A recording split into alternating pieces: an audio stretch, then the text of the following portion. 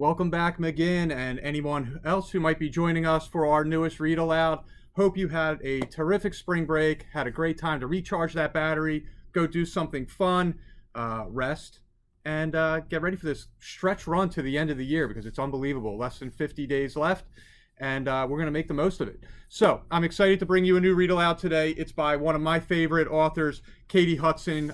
She's done books like Too Many Carrots, The Golden Acorn, Loud Winter's Nap, and this book here is called The Perfect Birthday Recipe, and I hope you enjoy it.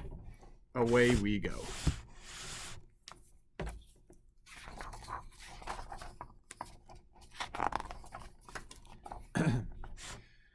Beaver had always liked everything to be done properly. Every project he took on was done carefully, thoughtfully, and as Beaver saw it, perfectly. Beaver's birthday was the following day, and his latest project had taken some time to plan. It would have a chocolate layer, a carrot layer, a strawberry layer, another chocolate layer, chocolate swirls, caramel, frosting, sprinkles, and lots of candles. It would be the perfect birthday cake. "It's incredible," said Tortoise the next day. "It's ever so big," tweeted Bird. "Will you have enough time to make it all by yourself?" "Of course not. We'll all help," offered Rabbit brightly. "Actually, I have a very specific recipe," started Beaver. "Brilliant," interrupted Rabbit.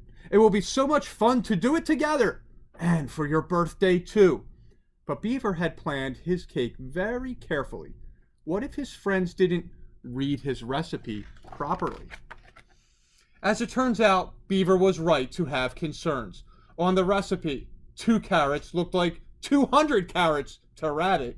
"Too many carrots!" cried Beaver. "Oops," said Rabbit. The carrot cake layer was ruined. Squirrel could fetch ingredients faster than Beaver could read them out.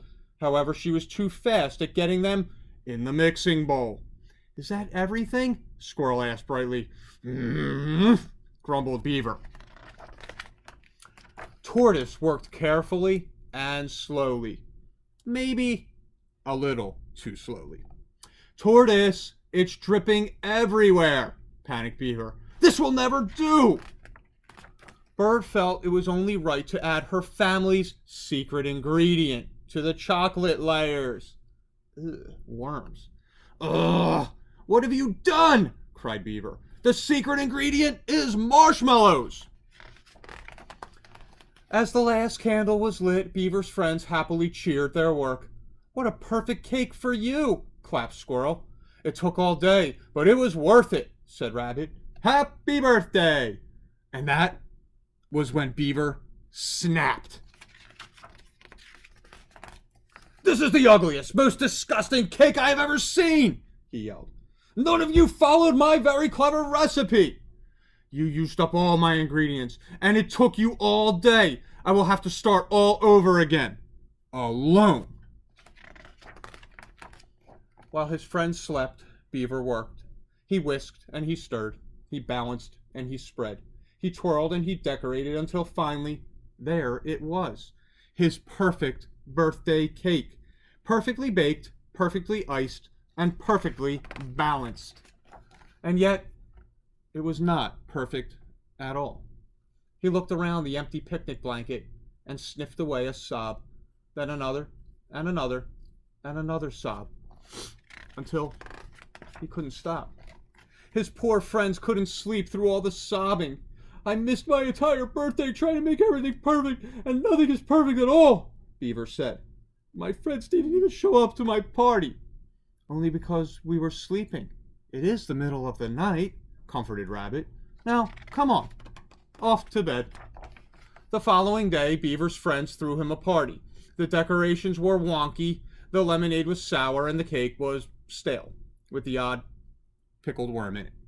It was not at all what Beaver had planned, but it was the best birthday he had ever had. It was, in fact, perfect. Happy birthday, Beaver.